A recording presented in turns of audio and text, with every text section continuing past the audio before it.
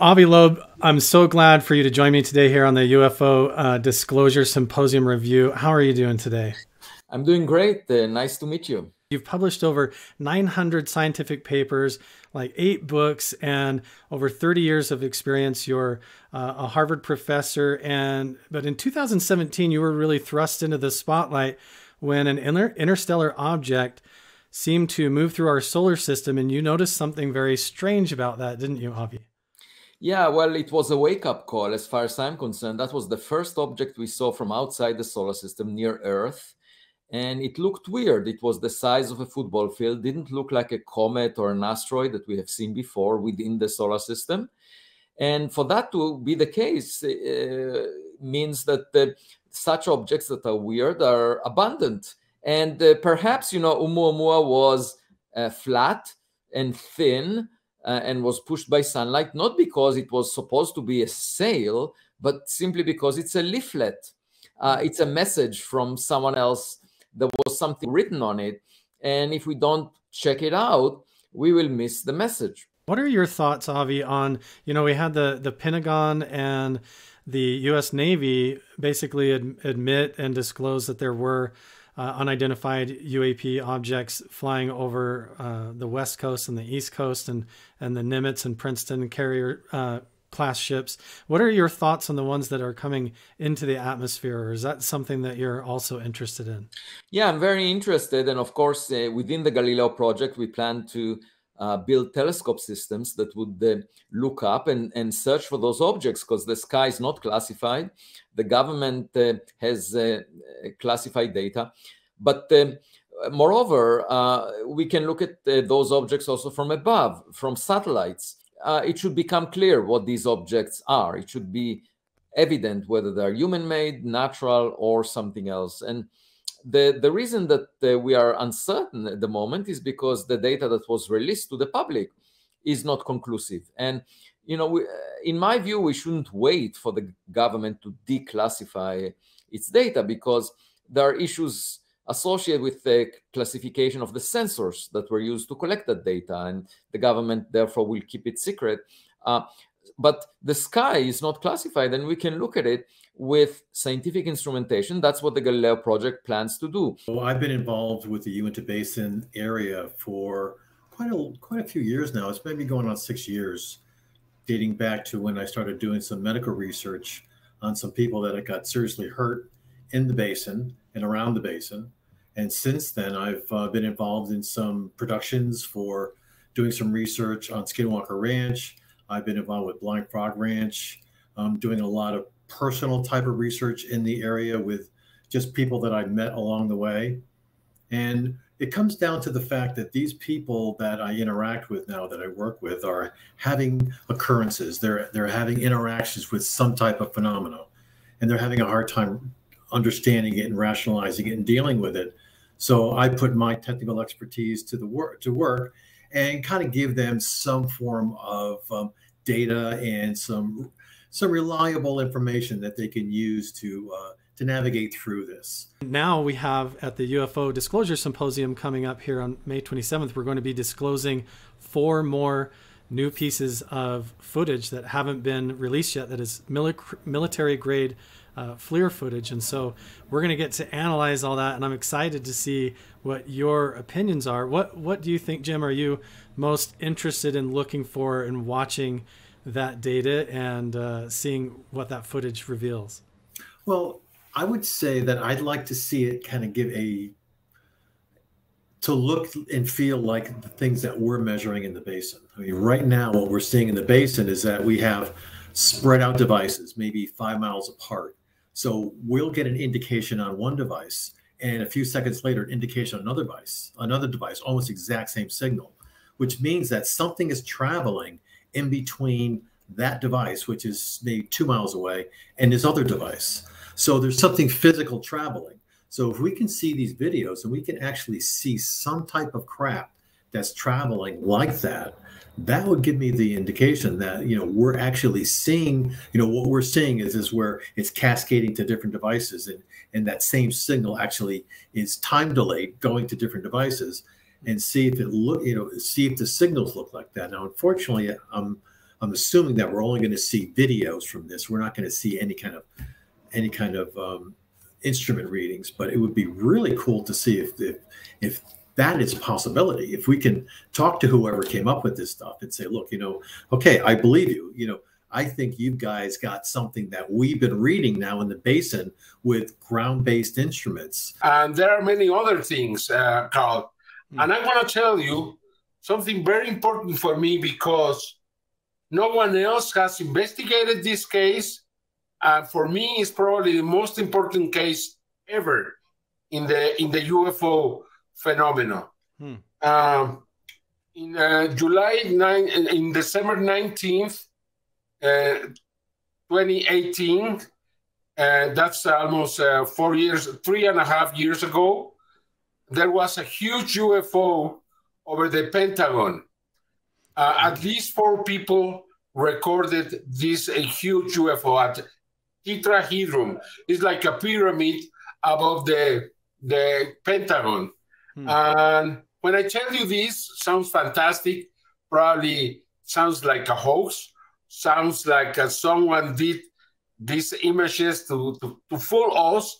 But the thing is that I was able to find the 4 witnesses, and I was able to interview them, and there is no explanation for this. This huge object was above the Kremlin. 3 hours, 2 videos, one in daylight, one at night. And you can see it's the same object. I mean, why nobody? And I understand there are going to be some very important people in the Congress like Lou Elizondo and others. I hope they go. Because if they go, I want to present this to them and ask them, what do you know about this? We have another video. We don't know. We don't know if this is a UFO or it's something else. But something smashed it, a big explosion, and you can see something happen there. We heard rumors a couple of weeks ago that the Ukrainians had hit a UFO, but we have not seen any evidence. But now we have this video. I want to find out what it is. I don't want to really make a fool of myself presenting something else. But it seems absolutely real, my friend. I've never, like I said, I've never seen a UAP or seen anything I didn't feel like I could understand or explain. But when I heard Fravor, talk through his experience, I felt like I was there, and I believed him. And then once you start pulling the thread, right, then you start realizing a lot more people have experiences, and what we're just not going to believe all these people. It was just kind of mind blowing for me, and really changed a lot of my whole views on the world. So exciting, very exciting, for F-16 pilots or all the fighter pilots out there. Just, it's unknowingly or maybe knowingly kind of denigrating those guys or their experience and capabilities. And I think I believe those Navy pilots. I'm sure once in a while you can have some mistakes, right? Once in a while, or there are a lot of optical illusions that happen in the air, but those Navy pilots they're the best we have. Those systems we have, those are the best systems we have. They should be able to identify this stuff. They should be able to catch up to it. It is. I think it will be an interesting symposium to bring those videos together on their own and give them kind of the exposure they need to get more people looking at it. The more, if we get hundreds of thousands of people on YouTube or across the world, streaming, looking at these new videos and really analyzing them, even all the Mick Wests of the world analyzing them, then we're just going to get closer to the truth. From your experience as a FLIR expert, should we be focusing on the equipment or how the objects on screen appear and move? I'm not sure what we should be looking forward to as far as like what that footage may reveal that we don't know already. Good question. A lot of it is people try to dismiss these things with easy explanations for complex situations like it's a bird or a balloon or it's bugs or things like this. But for the most part, you can dismiss a lot of things in the air with those explanations.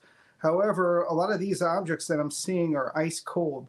So that presents a problem because cold objects don't fly in the sky for long periods of time and don't retain a thermal signature like they do. But I want to see, what the takeaway is from it, from somebody outside of my field, what I do. I want to see what just a normal person thinks about these things, but I also want to hear what these other experts, there's a lot of other good people at this symposium. They're going to have some great things to say, and I want to hear what they have to say as well. I have 20 plus years in investigations. Part of that was in law enforcement. Another part of it was private investigations for retail companies and insurance companies doing all their fraud investigating. So I understand how to investigate boots on the ground, research through the computer or through documents, and meeting and having these one-on-one interviews with individuals. And after 20 plus years, I was just so burned out of that. And my educational background was, I went to UCSB and I got a degree in biological sciences and a degree in interdisciplinary studies. That's what it looks like. And I understand that's subjective, but when you just keep seeing the same different anthropomorphic and zoomorphic features in these petroglyphs pictographs, it's hard to deny what was being seen. And then you just go back through the 1800s and the 1900s and the early 21st century with just all the sightings that have been recorded and the documentation, whether it be from the BIA on the Ute Reservation or through MUFON or some other agency, or through Junior Hicks, who had been studying and researching it locally for 50, 60 plus years. And then to see these 4 videos that are very similar to what was brought out and disclosed in 2017, off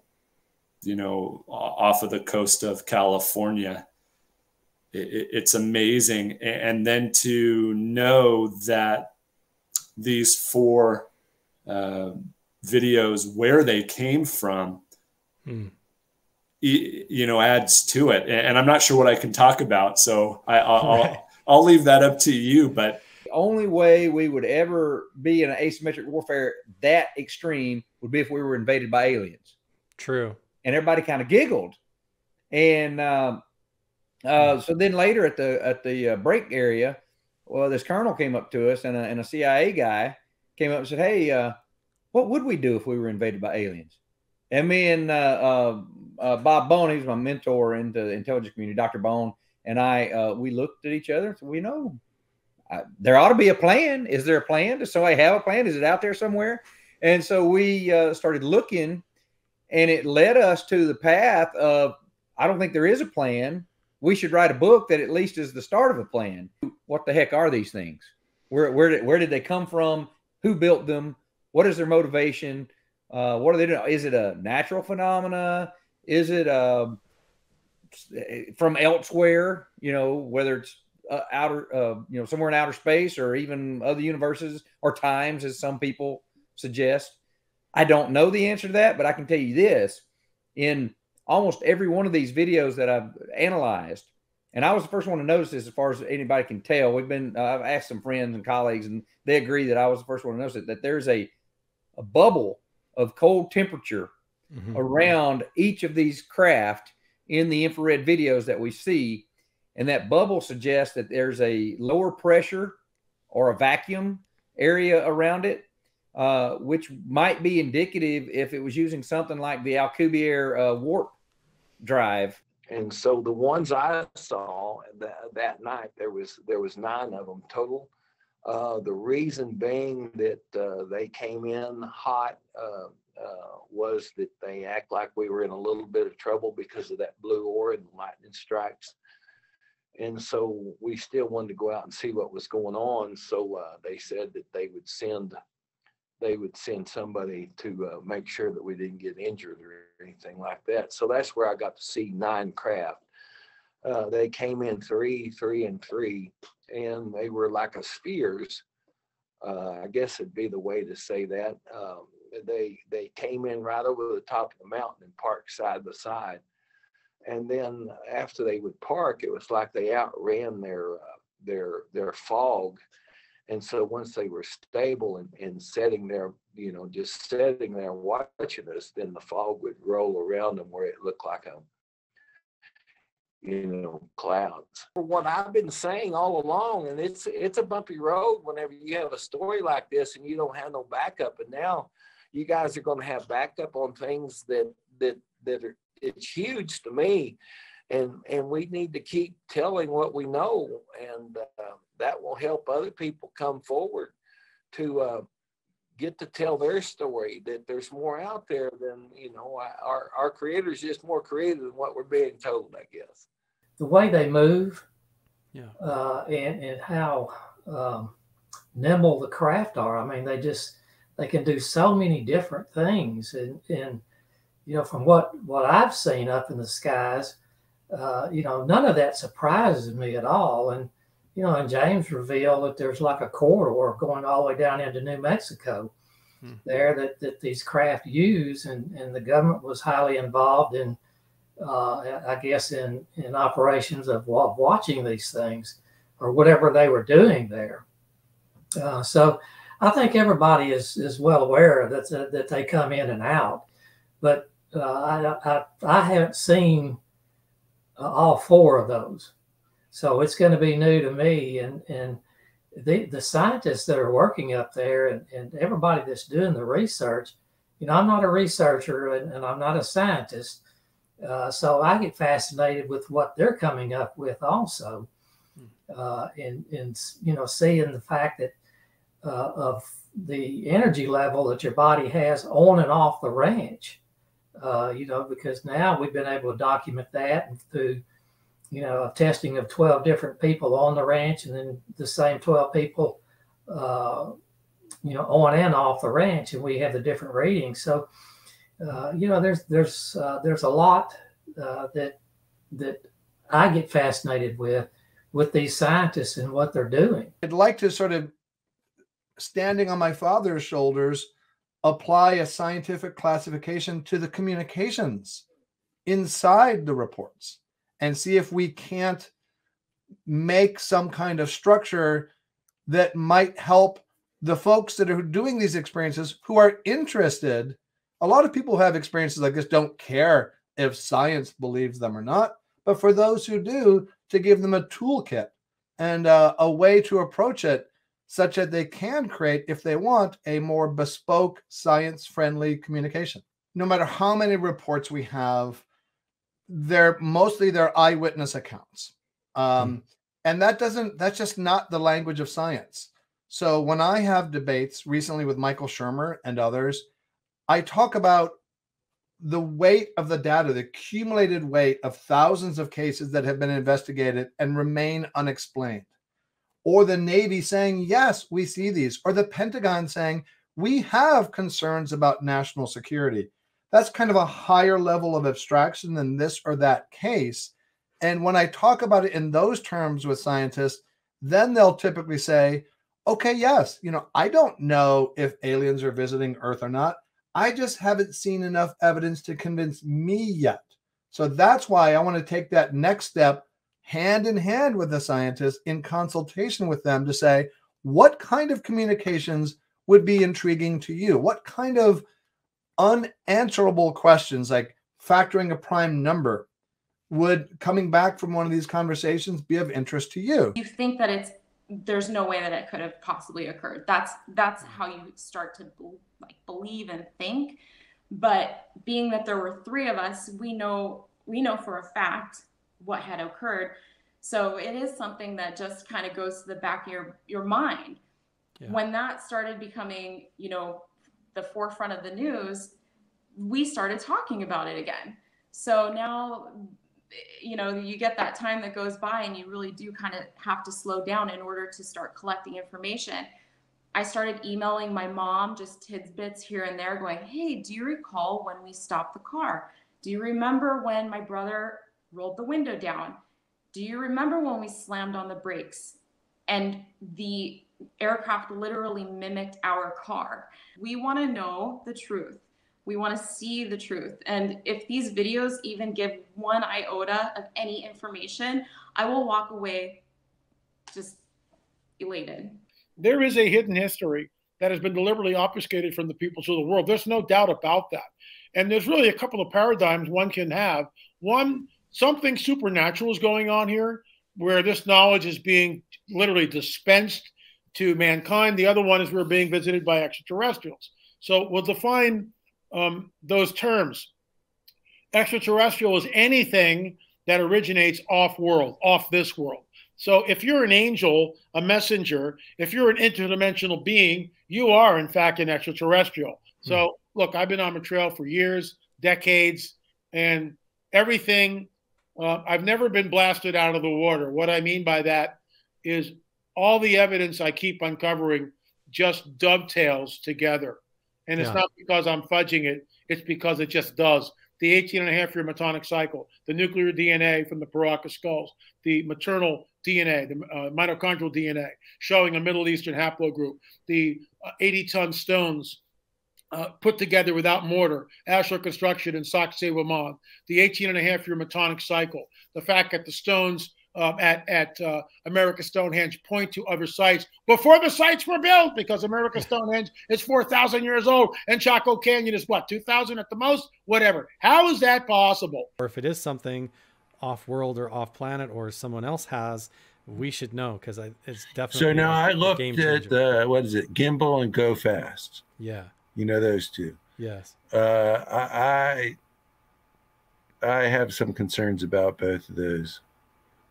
They're not. I'm not seeing those same effects like I'm seeing with Tic Tac. Different. And the other four, you know, basically I'm going to be looking with the same bias, let us call it, for what it is, for certain characteristic features in the far field view, not the near field, but the far field.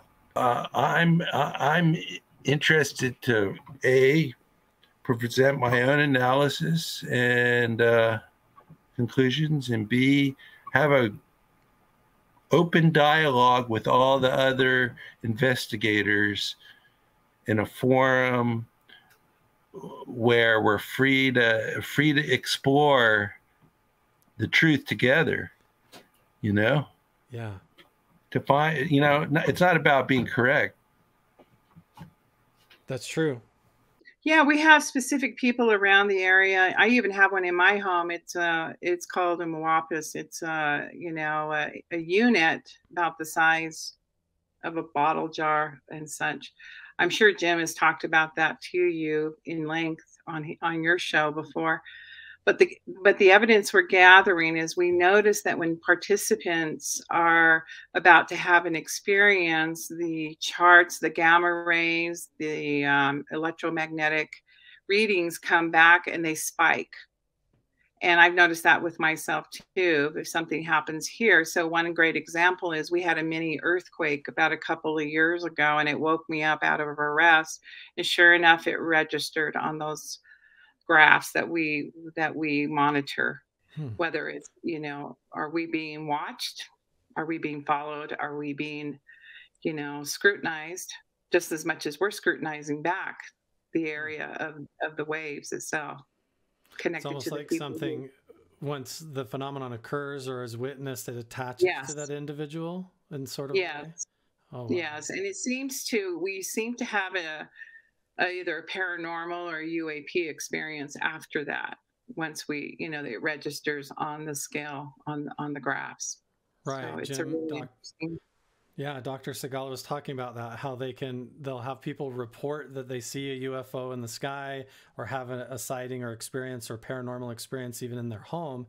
And they report that, and you guys can go back and look at the data and confirm that there was anomalies actually measured and kind of analyze that data, even follow a flight path where something seemed to have moved over the Uinta Basin. It's May 27th through the 29th. If you don't have your tickets already, make sure and get over to the UFO Disclosure Symposium and get your tickets now, either to attend in person and participate in all of this, or you can watch it live online, and we'll see you there.